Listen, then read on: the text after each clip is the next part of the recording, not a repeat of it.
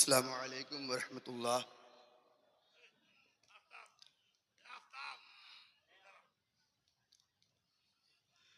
نحمده ونصلي على رسوله الكريم، اما بعد، اعوذ باللہ من الشیطان الرجیم، بسم اللہ الرحمن الرحیم، لیس للانسان الا ما سعى، صدق اللہ العلی العظیم۔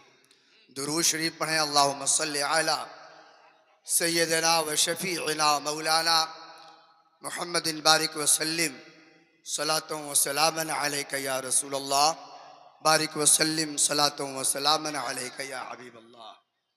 حضرات، پورنیہ کے اس تاریخی میدان میں انسانی زندگی کا سیلاب تحریک بیداری اور ادارے شریعہ کے نام پر امٹ پڑا ہے۔ آج ہم اور آپ مختلف مسائل سے جھوج رہے ہیں۔ ایک مسئلہ تحفظ ناموس رسالت کا ہے، جو بڑا اہم مسئلہ ہے، بڑا حساس اور سینسیٹیو مسئلہ ہے۔ یہ ہماری زندگی کا بڑا اہم مسئلہ ہے، اور سرکار کے تحفظ، ناموس کے تحفظ کے لیے ہم اپنے جان کی بازی لگانے کے لیے بھی ہر دم تیار رہتے ہیں۔ ایک مسئلہ تعلیم کا ہے، مذہبی تعلیم ہو کہ عصری تعلیم۔ ایک مسئلہ اوقاف کی حفاظت کا ہے۔ ایک مسئلہ عورتوں کے ارتداد کا بھی ہے۔ ایک مسئلہ اردو زبان کی حفاظت کا بھی ہے۔ ایک مسائل ہے، ایک مسائل کا جہان آباد ہے۔ سوال یہ ہے کہ آخر ان مسائل کا حل کیا ہے؟ یہ مسئلہ حل کیسے ہوگا؟ صرف رو لینے سے پھرتے نہیں، قوموں کے دن خوف فشانی بھی ہے لازم اشک افسانی کے ساتھ۔ کیا بات ہے! صرف اپنے گھروں میں ہم رہ لیں، اپنی مسجدوں میں رہ لیں، اپنے مدرسوں میں، اپنے مکاتب میں، اپنے کانفرنسوں میں بیٹھ کر کسی مسئلے پر افسوس کے الفاظ ظاہر کر دے، کیا اس سے مسئلہ حل ہو جائے گا؟ کیا بات! نہیں، اس سے مسئلہ حل نہیں ہو۔ اور یاد رکھیے، مسئلہ کا ہونا یہ کوئی بری بات نہیں ہے۔ جو قوم زندہ ہوتی ہے، مسائل بھی اسی کے ساتھ ہوتے ہیں، ورنہ مر جائیے تو مسئلہ کی کیا ضرورت ہے؟ زندہ آدمی ہو وہ چلتا ہے، مر جانے والے کو اٹھایا جاتا ہے۔ اللہ کا کرم ہے کہ ابھی ہم مرے نہیں ہیں، زندہ ہیں، اور زندہ ہے اس لیے مسائل زندہ ہے۔ دنیا میں کون سی قوم ہے جن کے ساتھ مسائل نہیں؟ تو مسئلہ سے گھبرانا نہیں ہے، مسئلے کا حل نکالنا۔ بہت بڑا پیغام جا رہا ہے، کیا بات! مسئلے کا حل نکالنا ہے۔ مسئلے کا حل نکلے گا کیسے؟ مسئلے کے حل نکالنے کے لیے کچھ چیزیں ہیں۔ سب سے بڑا اہم ذریعہ ہمارے پاس رسول اللہ کی سیرت طیبہ ہے۔ کیا بات! بے شک، بے شک۔ دنیا کا کوئی ایسا مسئلہ نہیں ہے جو مسئلہ نبی کی سیرت میں نہ ہو، تو جہاں مسئلہ ملے گا وہی مسئلے کا حل بھی ملتا ہے، بہت اچھے۔ وہی مسئلے کا حل بھی ہے۔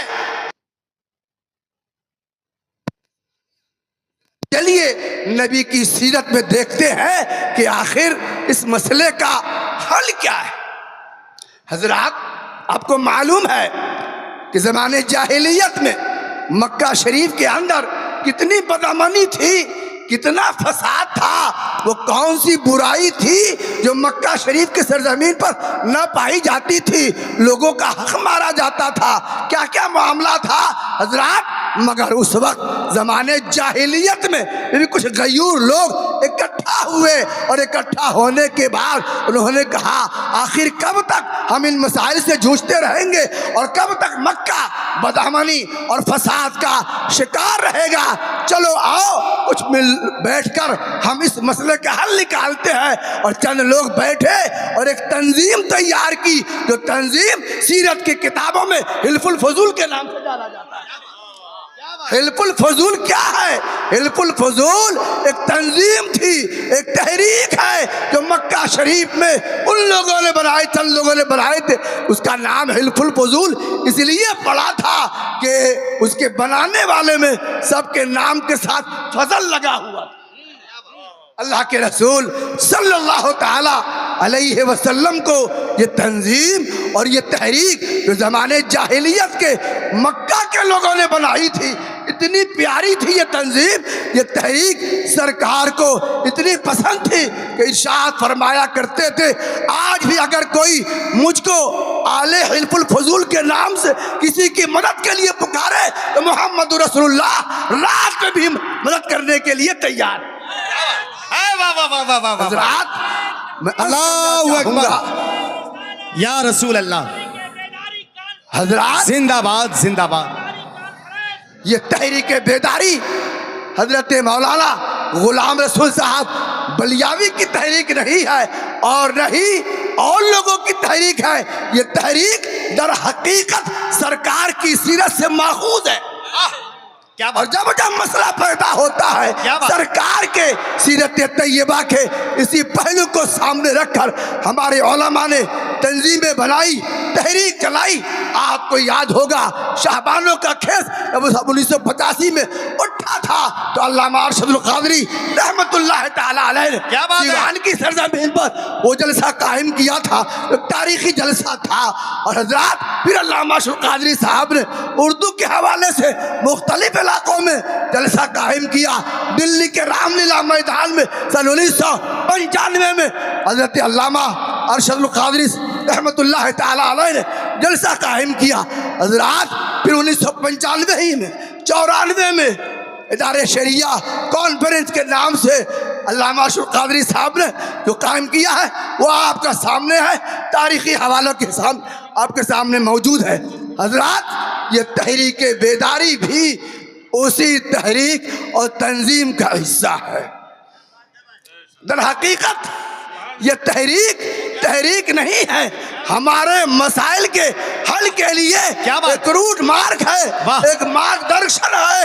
تحریک کے جو مسائل، تحریک نے آپ کے جو مسائل اٹھائے اور اس کے حل کے لیے جو راستے نکالے ہیں، یقین جانیے حضرات ہمارے یہاں ایسا نہیں ہوتا ہے کہ دوا کہ بیماری کو پہچانے بغیر دوا دے دی جائے، لگے تو تیر ورنہ تکا۔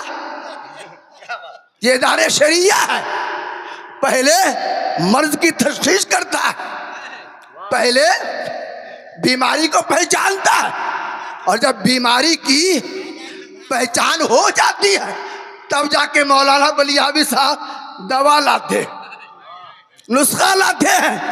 500 علماء کرام کا ایک خوبصورت قافلہ ادارے شریعہ میں جمع ہوا اور ملک کے نامور علماء اور مفکرین نے دوا تجویز کی، اسی دوا کا نام ہے تحریک بیداری۔ وہی دوا تحریک بیداری ہے۔ حضرات درود شریف پڑھیں، اللہم صلی علی سیدنا و شفیعنا و مولانا محمد فاروق وسلم۔ دوا کا نام تحریک بیداری ہے۔ اس کا ایک مسئلہ ہے، ہمارا مسئلہ تعلیم،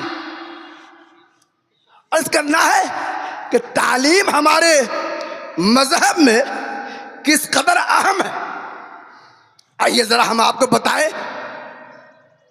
دنیا کے مختلف ممالک کی تاریخ پڑھیے، وہاں کا قانون پڑھیے تو آپ کو معلوم ہوگا کہ یورپ تاریکیوں میں بھٹک رہا تھا۔ 18ویں صدی عیسوی میں 19ویں صدی کے آغاز میں انہوں نے تعلیم کی اہمیت جانی اور پھر انہوں نے قانون بنائے۔ کیا بات، کیا بات۔ ہمارے ملک میں بھی بابا۔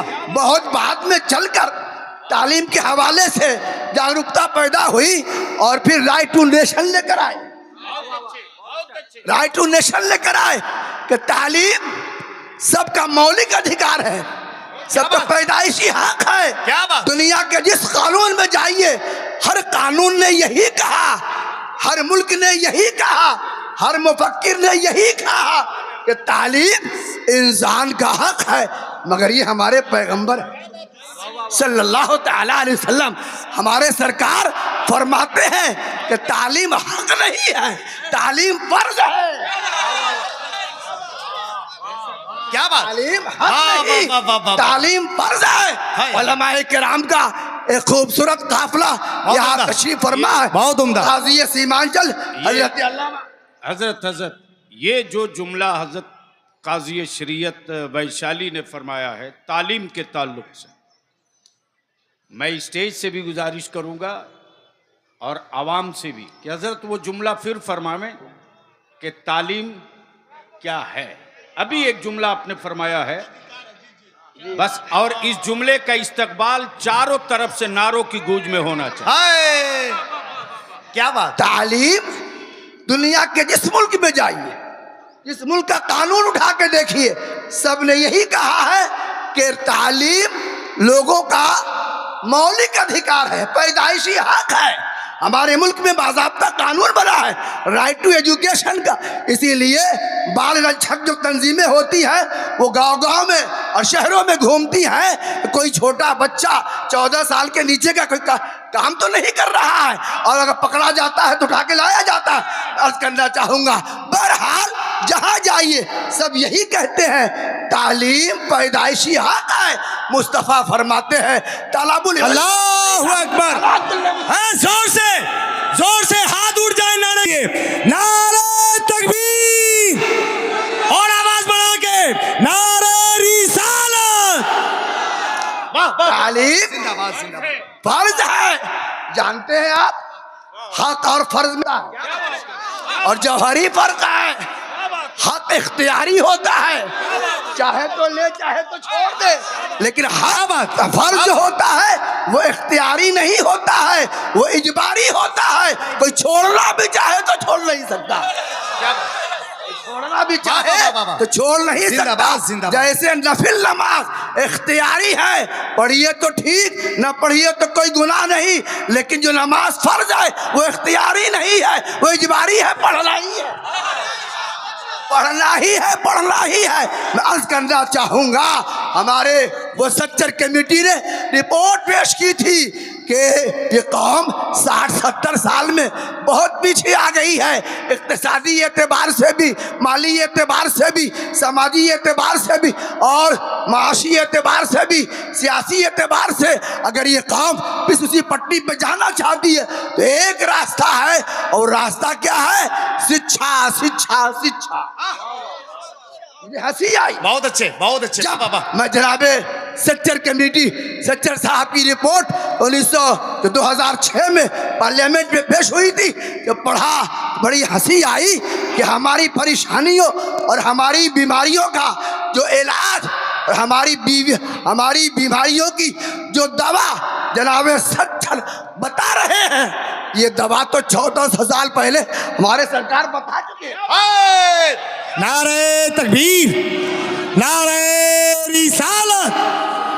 ہمارے سرکار بتا چکے۔ حضرات پڑھیے، پڑھیے، پڑھائی ہر بیماری کی دوا ہے، پڑھائی ہر بیماری کا علاج ہے۔ آپ دیکھتے نہیں ہیں دیواروں پہ لکھا رہتا ہے پڑھو یا مرو، کیا لکھا رہتا ہے؟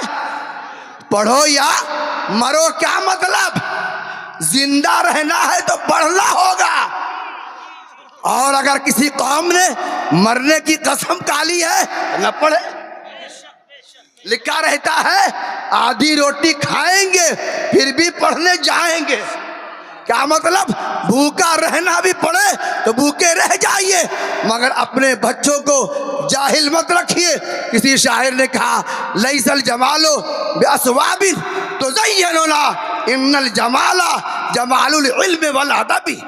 خوبصورتی کپڑوں سے نہیں آتی ہے، خوبصورتی علم سے آتی ہے، ادب سے آتی ہے۔ السلام علیکم۔